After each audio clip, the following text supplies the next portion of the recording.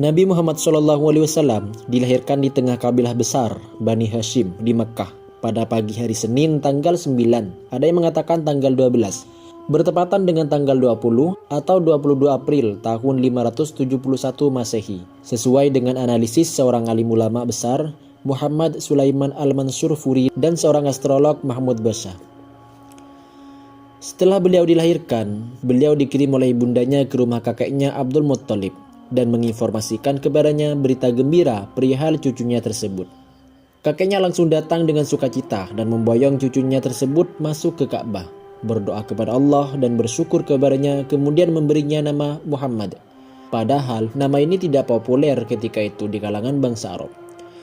Dan pada 7 hari berikutnya, Abdul Muttalib mengkhitan beliau sebagaimana tradisi yang berlaku di kalangan bangsa Arab.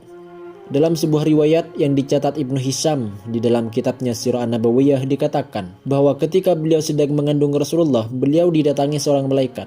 Kemudian dikatakan kepada Sayyidah Aminah, "Sesungguhnya engkau sedang mengandung pemimpin umat ini. Ketika dia lahir ke dunia ini, ucapkanlah, aku memohon kepada Tuhan yang Maha Esa dari segala keburukan dan dari segala orang-orang yang dengki.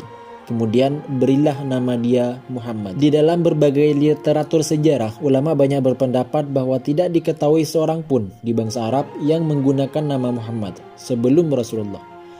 Suatu saat Abdul Muttalib ditanya oleh seseorang, "Ma sammaita ibnak?" Akan kau beri nama apa cucumu, wahai Abdul Muttalib? Abdul Muttalib menjawab, Muhammad. Kemudian orang itu bertanya lagi, "Kaifa sammaita bismin laisa li ahadin min abaik wa qaumik?" Bagaimana mungkin kau memberi nama dia dengan nama yang tidak digunakan oleh nenek moyang dan para kaummu? Abdul Muttalib menjawab, "Inni la'arju ayyahmadahu ahlul ardi kulluhum." Sesungguhnya aku berharap seluruh penduduk bumi memujinya. Allahumma sholli ala Sayyidina Muhammad. Kelahiran baginda Nabi Muhammad SAW merupakan sebuah rahmat dari seluruh alam semesta. Mayoritas muslim di dunia merayakan kelahiran beliau dengan begitu meriahnya, sebagai bentuk kecintaan, kebahagiaan, dan ekspresi rasa takdim kepada manusia paling mulia, manusia paling agung. Ada 5 peristiwa besar yang terjadi bersamaan dengan lahirnya Nabi Muhammad SAW. Yang pertama adalah hancurnya pasukan Gajah Abraha.